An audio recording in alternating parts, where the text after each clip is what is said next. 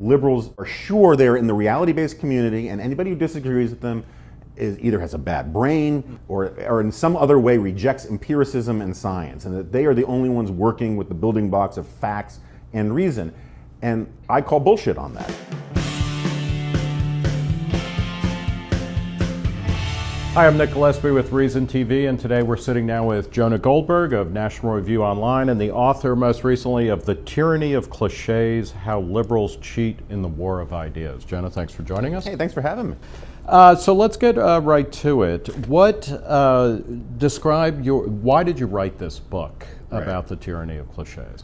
Well, as I say in the very beginning, the best muse there is being annoyed. As you probably know as well, it's much easier to write something if something pisses you off, right? And I go to a lot of college campuses, and I learned that these kids are taught to be incredibly skeptical of ideology. If you say something conservative or libertarian, their spider sense starts tingling. But they'll often talk to you in these incredibly potted, stupid cliches. They'll say things like, better 10 guilty men or go free than one innocent go to jail, and then they'll sit down like they've said something interesting, right? And I mean, you talk about the play on the Voltaire line about, I disagree with what you're saying, but I'll defend. I'll defend to the death your right to say. Right, and then they sit down. And then they sit down, and these kids, they're obviously lying. They're not going to take a bullet for me, and they say it after the speech. So who gives a rat's ass? And they're not responding to anything I said. It's a way to dodge. Okay, so there's a tyranny of cliches. I mean, a cliche is a cheap way of not really having to think much about things and stuff like that. So how do liberals play into the cliche? Okay, so as you know, because we've butted heads on libertarian versus conservative stuff many times, libertarians and conservatives, and in fairness, Marxists and socialists, admit their ideological biases. They say, these are the things that are important to me. I'm a defender of ideology, rightly understood. I think ideology is simply your checklist of priorities that you bring to new events. You say, does it expand freedom? Does it constrain freedom? Does it respect the dignity of an individual? And you go down a list of things you respect or don't respect, right? And we admit it, and we have arguments about it, and we can get really dorky about it. Hayek versus Burke versus Ayn Rand and all that kind of stuff. It's like Dungeons and Dragons dorks about this stuff. Friedrich Hayek versus Salma Hayek. Exactly, right. One's easier on the eyes, one's better to read. That's right. And I didn't realize that Friedrich Hayek had written anything. Liberals don't have that orientation. And now define liberal, because I mean it's interesting that you talk about socialists or Marxists, because I tend to agree with you. They are as much outside of the normal political conversation. So they're in a minority and they're in a kind of marginal position. But a lot of conservatives, certainly conservatives at National Review, throw around socialists for people at Reason probably do as well. What's a liberal to you? Well, I think a liberal is basically, a classical liberal is you, right, more or less. And to a certain extent me, and there are interesting debates to be had there. But a liberal is basically the latest label that we apply to the progressives and the progressive tradition. And I trace this back to the progressive intellectual tradition. It comes out of pragmatism. There was this whole approach, William James, John Dewey, Horace Cowan, where they took this approach and they said, we don't believe in ideology, we don't believe in philosophy, we're going to take the pragmatist razor, we are going to go everything simply on the facts and the data and all of the rest. So I mean, really, you're talking about in a contemporary context, the New Republic as a magazine expressly came out of that movement, that point of view, but then it's kind of a liberal mainstream media. Liberalism, a lot of centrists. Paul Krugman is a archetypal. Although Krugman, to his credit, will from time to time actually admit that he is a progressive. He doesn't think it has in any way contradicts simply doing the smart, technocratic thing. And to talk about kind of cliches of ideology, one of the people that you talk about is Andrew Sullivan, who wrote a book a few years ago called The Conservatism of Doubt, or Reclaiming the Conservative Soul. He talked about the conservatism of doubt. Right. And his cliche kind of that you take issue with, this is kind of interesting to me. He said, that conservatism is actually about epistemological humility. That you have to be in doubt of the ability to know things if you're a conservative. But you actually attack him as being, as kind of faking it. So talk a little bit about that and how that plays into the larger conceit of the tyranny of cliches. As I believe I said in the book, I find the argument he makes very compelling, and it really rings a bell with me. I like Oakeshott, I like Burke, I like all these guys. But first of all, anybody who's actually read Sullivan, he's often in error, but never in doubt when he writes things, right? I mean, he's a very strident, declarative, categorical writer who's convinced that he's right on the gynecological spelunking and Sarah Palin and all that nonsense. But he has this refrain, which you often hear, is that you can't. I think it's a line from Oakeshott. You know, you can't walk through life if you're looking down at a book. And it's this deep skepticism, and he recounts this tale that Oakeshott tells. I think he mangles Oakeshott on this, but he tells this tale about how you know, you can't learn what's truly important in life from books. And this is a really strange sort of approach to human wisdom, right? The idea that you cannot convey wisdom through books, right? Because all ideology really boils down to is accumulated wisdom. Right. It doesn't mean that it's always right. You have to be open to revision. But you know, Hayek thinks that there's a lot of accumulated wisdom, and that as a libertarian and as a conservative, we would both agree that there is an empirical historical case for human freedom in markets and all of the rest. And one of the ways we believe these things is because we've read about them in books. And so the idea that somehow you cannot outsource some of your intelligence, some of your knowledge to books, it strikes me as ludicrous. But that's sort of the upshot of the argument that he's making, is that we can't do that. You know, another one of the book, which is, you know, when I first heard about it and when I first got it in the mail, I was like, okay, this is going to be a real kind of flimsy clip job. But in fact, like liberal fascism, whether you agree with it or disagree with it, it's heavily researched, you know, and a serious attempt to grapple with stuff, which I think is really great. So there's a bunch of different large areas. Sure. You talk about cliches. One is liberals constantly say conservatives are anti-science. Right. Why is that a cliche, and what lazy thinking do you think is going through that? Well, first of all, the tendency, and there are obviously there are conservatives on the right. I mean, the anti-evolution crowd I think is ridiculous and all of that kind of stuff. But the form of argumentation you get from the left is essentially that you're anti-science if you disagree with us about a bunch of certain public policy, you know, options, existence of the problem, or the proposed solutions. I mean, whether you're talking about Marxists or progressives or whatever, there is this written into their sort of DNA is this presumption that they're on the side of science. And sometimes they have good science on their side, and sometimes they don't. Sometimes they actually practice what Hayek called scientism, right? Which is it's a category error, right? It's misapplying the authority of science into realms where it doesn't belong. And that's a lot of what technocracy was and all of that, right? But more often than not, what they're really just simply doing is they're saying, if you disagree with our preferred public policies, you're anti-science. As if, you know, on like global warming, for instance, I'm willing to concede that there is global warming. I'm willing to concede that man plays some role in it. I'm not willing to concede it's the problem that they think it is. And I'm certainly not willing to concede that therefore we must embrace this sort of neo-Malthusian wet blanket approach to the economy. Why can't we just try and fix it, right? I mean, I'd rather fix it. They think that if you don't go in lockstep with them on every single one of these things, you're anti-science. But now what do you do with, you know, I mean, there are high-profile conservatives who are anti-evolution, who challenge the idea that Darwinian evolution happens over the long path of history, or short one. I mean, Republican presidential nominees, and I'm not sure that any ideological or intellectual movement should be held responsible for the politicians who claim its mantle. But I mean, we had Republican debates where, you know, guys were raising their hands saying, no, I don't believe in evolution. Is that a legitimate attack that more people who call themselves conservatives seem to be skeptical about things that seem to be settled in scientific areas? Yeah, look, I mean, is there something going on the right that I think is sort of a double-edged sword, right? On the one hand, I think it's a healthy skepticism.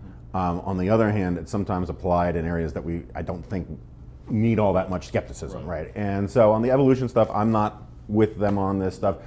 But part of the problem is that there's very few public policy implications of this. Is basically asking people, are you going to deny your faith in public? Right. You know, it's sort of a shitty catch-22 kind of question to hit people on. And we can, I mean, if Michelle Bachmann can't change, if she can't get rid of the minimum wage, she's not going to be able to get rid of survival of the fittest. Right. Type of thing. And the idea that somehow there's a huge public policy component to affirmations of evolution, but why can't we say someone is anti-science if they are anti-nuclear power or anti-DDT or Anti-vaccine. anti-vaccine. I mean, it seems to me that these are, there's But, this. so let's, I mean, I agree, and I think that that's one of the powers of the book is that it forces everybody, regardless of your ideology, to kind of check your cliches. But then is this a liberal issue, or is it, I mean, simply that you're bringing it to light because you're a conservative and you're looking at the way liberals critique you?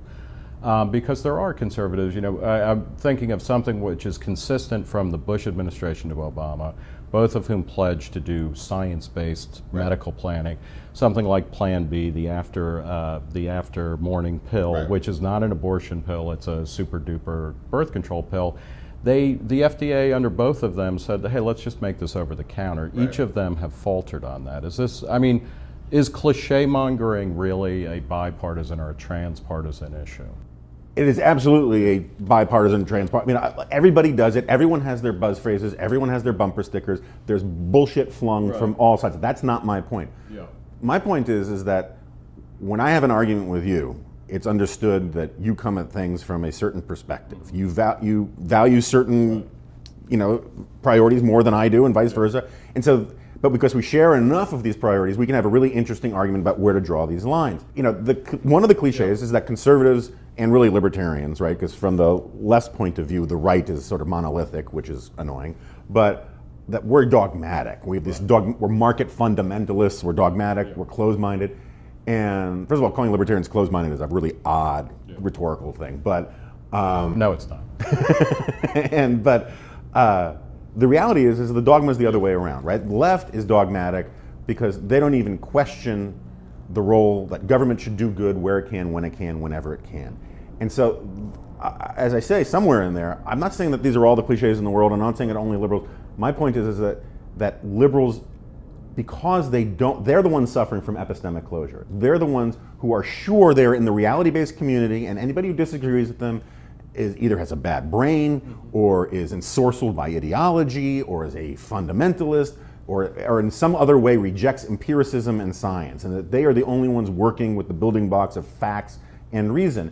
And I call bullshit on that. My argument is that we all have ideologies, and it's healthier and more honest to admit you have it, and that way someone can judge where you're coming from on things. And certainly we're in a world now where whether you want to or not, people are going to be fact-checking. I mean, not just fact-checking you, but kind of epistemologically checking you out in all sorts of ways. Who on the broadly construed left or liberal, left of center, who do you think is a serious kind of intellectual that you think is running away from the cliches and doing the kind of work you think everyone should do? I don't know. I mean, I think Bob Samuelson, certainly of mainstream columnists, is a guy who really just sort of goes where the data takes him. And I think, but he's not really an ideologist, right? He's not. I mean, he's one of those rare guys who seems to be, right. He doesn't have a fully fledged membership in a tribe. As much as I beat up on Jonathan Chait in the book, and as incredibly wrong I think he is on this question of empiricism versus ideologues and all the rest, I do think that he does go where he thinks the data is taking him, and he is a pretty, he can be partisan and all that kind of stuff, but I think he tries harder than most to play it fair and will break with his own side on certain issues if need be. I know Peter Beinart, who I used to debate all the time, used to be the editor of New Republic, he's on something of a journey, and I can't quite figure out what's going on there. I don't have a very long list of these people. Who's the worst malefactor on the conservative side? Who is just a cliche monger? Name names. Conservatives supposedly like to do that. Yeah. I don't know. I mean, the easy targets are people like Michael Savage, and that kind of thing. But he's also not. I mean, he's not writing at the same level of. I mean, he's. I would say, what's his name? Mark Gerson. Just drives me batty, and he, in part because he buys into Michael Gerson. Michael Gerson. Yeah. Conservative columnist for the former Bush, Washington Post. The foremost champion of compassionate conservatism, which is buying into this sort of liberal trope that the role, that the measure of someone's soul is how much they support bloated, inefficient government programs and whatnot. By most measures, I have no soul, but especially by that when I think I'm in a deficit situation. Well, let's talk a little bit about the longer arc of your career. You were the original editor of National Review Online. You created the site in what year?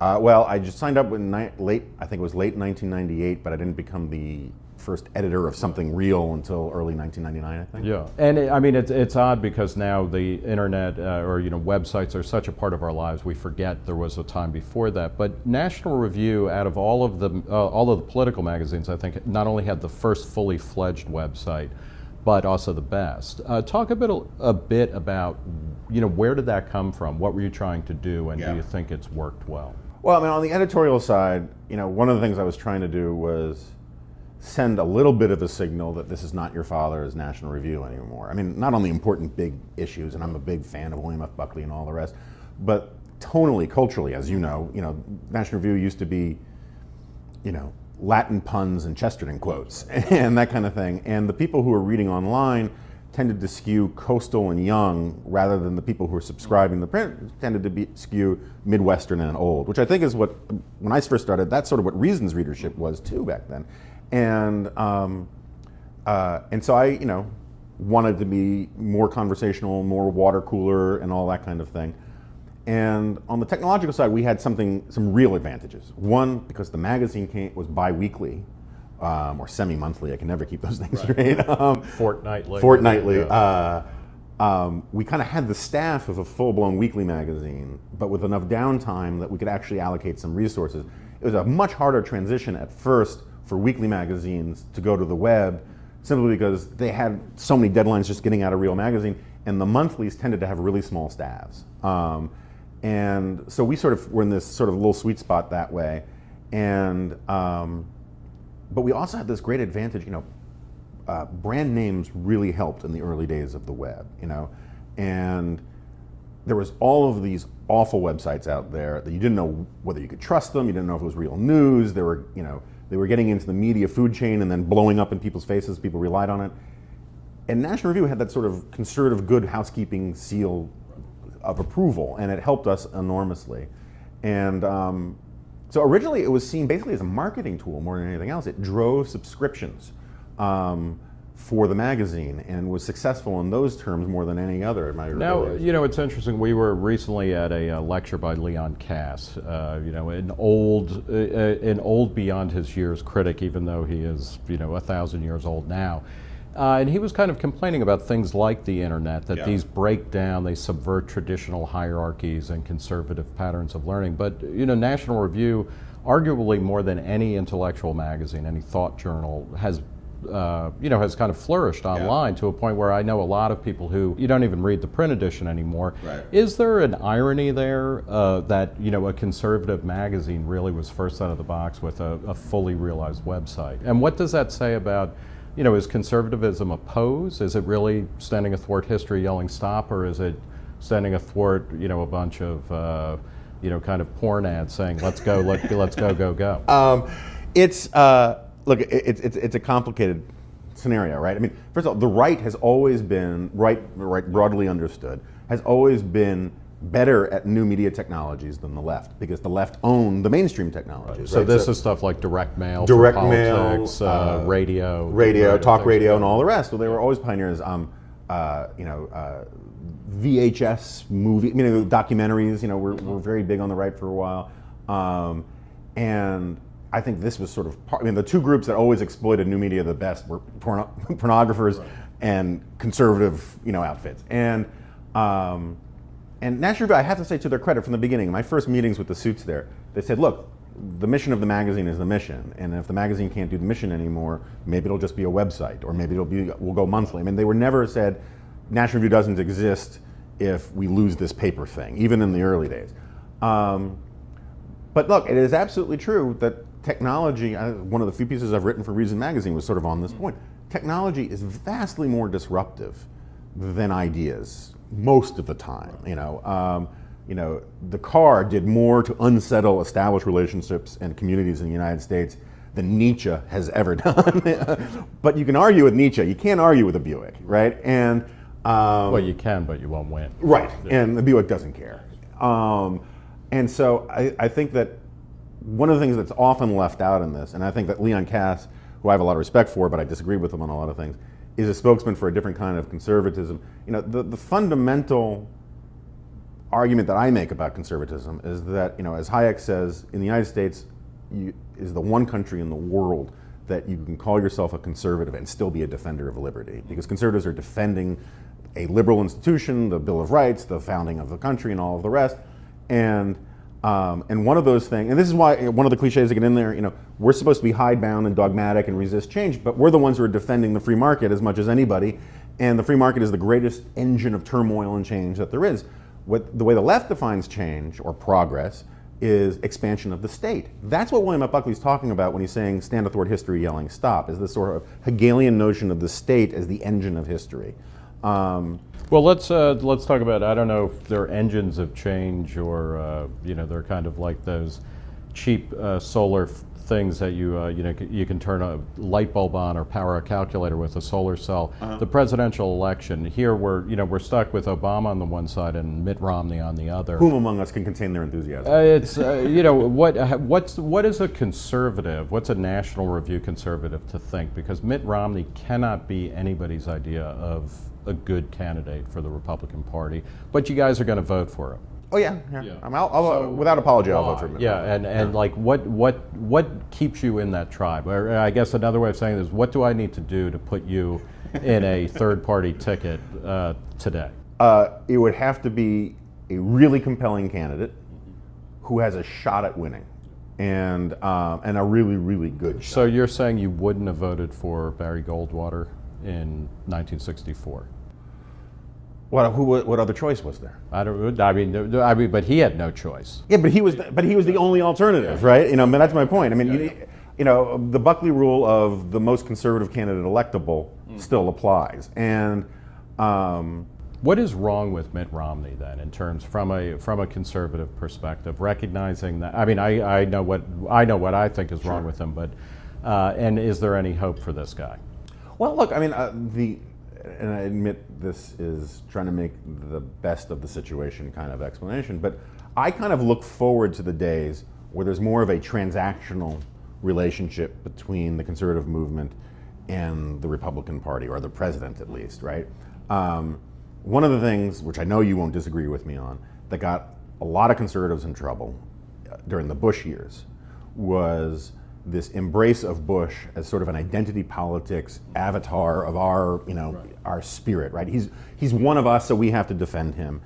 And a general, fairly repugnant blurring of the distinction that if it's good for Bush, it's good for conservatives. If it's good for conservatives, it's good for Bush. As if conservative and Republican have no distinction. They're not synonymous terms. I would like to move away from that. I would much rather have a relationship with the presidency where we say, here are our 5 things, and we can have a debate about what those 5 things are, and then everything else is a negotiation. And I'm not saying we have to go all the way to Nixon, where Nixon actually thought that the Buckleyites were more dangerous than the Burges. But in 1960, National Review pointedly did not endorse him. Did not endorse Nixon in the 60 election. Will National Review eventually endorse Mitt Romney as the candidate for president? I think I don't know. It's not my decision to make, right. But I'm in on the conversations, but we haven't had that conversation yet. I would guess that we would. I mean, one of the things just to keep in mind is that the enthusiasm on the right to vote out Obama is so much greater than the lack of enthusiasm for Romney. And there is a strong argument to be made that a lot of people make that Romney, because he is this Bain guy. I mean, you had that Bain consulting issue, where he's mission focused, right? If he gets in there and Paul Ryan is basically running Congress, it's conceivable that whether he believes in it or not, I mean, let's forget that, and to some extent, who cares? We care more about what he does. He could be the mission guy who does the sort of Bain Capital version of implementing the Ryan. Yeah, then the agenda. question is, why would anyone, particularly a conservative, want to implement the Ryan plan that increases federal spending by $1 trillion a year? Well, there's that debate. Let me ask, in terms of the politics and whatnot, John Derbyshire, a longtime writer for National Review and online, was recently fired for a racist column that he wrote. What was wrong with what he did? It was not at National Review, it was at Talkie Mag, and he talked about how come on, let's face it, blacks really are more prone to crime. They act in certain ways. It was in the form of a letter to his children where he was counseling them, look, if you're in a place where a lot of black people show up, especially if they're wearing, hoodies and stuff, get the hell out of there. What was wrong with that he should have been fired from his association with National Review? Well, I mean, there are two ways to respond to this. One is, what was wrong with what he wrote, regardless of whether it justified firing him, right? I mean, I think it was the first one out of the block saying I found it indefensible, and I do find it indefensible. Doesn't mean everything in it is. And you're not pulling the undergraduate Voltaire thing. No, no, not. It doesn't mean every single point in there was wrong. In fact, much of his data was right, and but the conclusions he draws from the data are far more controversial, and doing it in the context of the advice he gives to his children, that you basically, here you go, you sum up these people by the color of their skin, I just find repugnant and basically indefensible. It's one thing to say that this is sort of my rule of thumb. It's another thing that this is how I'm going to inform the consciences of my children. That's what really bothered me about it. Now, the second question is, what was so bad about it that he had to be fired by National Review? Again, I didn't fire him. Right. And for years I defended Derb, who's written incendiary things before, although I'm not sure any were as bad as this, on the grounds that, my vision for The Corner, which I also created, this group blog in National Review, was always that we wanted to show that as long as you were right of center, that there was this vast amount of diversity, disagreement, we actually hammer these things out, we have these arguments intra-family, not just libertarian conservative, but different flavors of conservative, right? And in full view. And in full view, right? And it's not what the editorial meetings are actually like, but it's a sort of simulacrum of it. And my argument about Derb is we need someone who is sort of paleo, Anglo or Anglophitic, traditionalist, literary. And if we got rid of Derb, we would have to hire somebody far less talented to fill that spot. But at the end of the day, the controversial stuff that he was writing was sort of mounting up. And there's a reason why we do have the expression, or the cliche if you like, the straw that breaks the camel's back. Straws don't normally break camel's back. The reason they break a camel's back is they're the last thing, and now we've gone too far.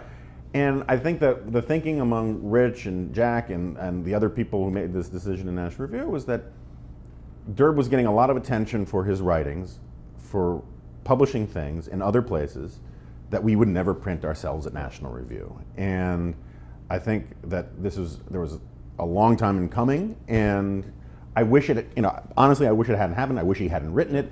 I wish, all sorts of things, but wishes don't win the day. But I think it was the right decision. What's an issue where libertarians and conservatives really have been pulling apart, at least since the end of the Cold War? I mean, it's always been a fractious coalition at best. What is the issue between now and say the election in November, where there is 90% or more overlap? Where we're pulling in the same direction. I don't know. I mean, you have as good a sense of this as I do, but I would say certainly Obamacare, right? I mean, I think that. The Mark Stein argument, which is also my argument, but he sort of articulated it first and better, is once you go down this road to Obamacare, you're fundamentally changing the relationship between citizen and the state. You really are achieving FDR's dream of turning citizens into clients of the state. And that should stew the bowels of libertarians, if not more than conservatives, then at least as much, And so it seems to me that if the election becomes a referendum on Obamacare, that's a good way to keep that coalition together. And what do you think is the biggest point of kind of separation? I think it's got to be some version of either national security or the drug war, right? Certainly culturally, the libertarian movement, I always say you judge movements by what they prioritize, right? And so while I know libertarians have a million positions on a million different things, the stuff that puts asses in the seats and gets people to show up at rallies and gets people mad is really national security and the drug war stuff. And what is it with conservative groups then? I mean, is it actually gay marriage of Mexicans, or is it? These days, these days, truly, it's an Obamacare thing. I mean, this is one of the reasons why I think the Tea Party thing was so unbelievably healthy, right? 2 generations, 3 generations of liberal social science says that whenever the economy goes tits up, everyone rallies around the state and demands more from the state. And they were all expecting Occupy Wall Street to show up, and it didn't. And instead you get this mass populist movement that cares about federalism and the Constitution and all of the rest. And federalism is the real key, right? I mean, that is the way to really keep the coalition together, is you push this stuff to the lowest level possible. If they want to legalize this in this state and ban it in that state, let them do it that way. And I think that's something that, I don't know if Romney really believes any of the 10th Amendment stuff, but maybe he does. Okay. Well, Jonah Goldberg, author most recently of The Tyranny of Cliches, How Liberals Cheat in the War of Ideas. Thanks for talking with Reason TV today. I'm Nick Gillespie. Thanks for having me. Thanks.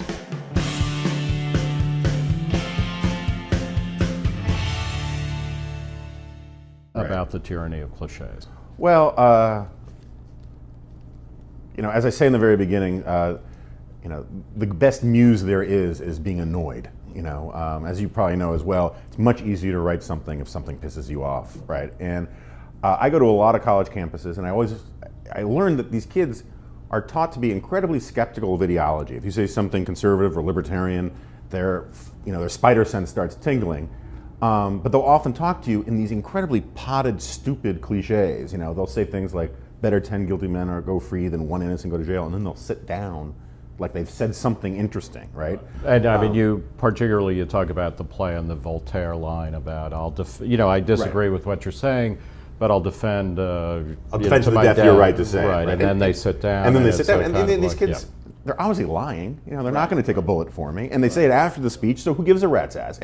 And they're not responding to anything I said. It's a way to dodge. Okay, so there's a tyranny of cliches. I mean, a cliche is a cheap way of not really having to think much about things and stuff like that. So how do liberals play into the cliche? Okay, so as you know, because we've butted heads on libertarian versus conservative stuff many times, libertarians and conservatives, and in fairness, Marxists and socialists, admit their ideological biases. They say, these are the things that are important to me. I'm a defender of ideology, rightly understood. I think ideology is simply your checklist of priorities that you bring to new events. You say, does it expand freedom? Does it constrain freedom? Does it respect the dignity of an individual? And you go down a list of things you respect or don't respect, right? And we admit it, and we have arguments about it, and we can get really dorky about it. Hayek versus Burke versus Ayn Rand and all that kind of stuff. It's like Dungeons and Dragons dorks about this stuff. Friedrich Hayek versus Salma Hayek. Exactly, right. One's easier on the eyes, one's better to read. That's right. And I didn't realize that Friedrich Hayek had written anything. Liberals are sure they're in the reality-based community, and anybody who disagrees with them either has a bad brain or in some other way rejects empiricism and science, and that they are the only ones working with the building blocks of facts and reason. And I call bullshit on that. Hi, I'm Nick Gillespie with Reason TV, and today we're sitting down with Jonah Goldberg of National Review Online and the author most recently of The Tyranny of Cliches, How Liberals Cheat in the War of Ideas. Jonah, thanks for joining us. Hey, thanks for having me. So let's get right to it. Why did you write this book? And liberals don't have that orientation. And now define liberal, because I mean it's interesting that you talk about socialists or Marxists, because I tend to agree with you. They are as much outside of the normal political conversation. So they're in a minority and they're in a kind of marginal position. But a lot of conservatives, certainly conservatives at National Review, throw around socialists for people at Reason probably do as well. What's a liberal to you? Well, I think a liberal is basically, a classical liberal is you, right, more or less. And to a certain extent me, and there are interesting debates to be had there. But a liberal is basically the latest label that we apply to the progressives.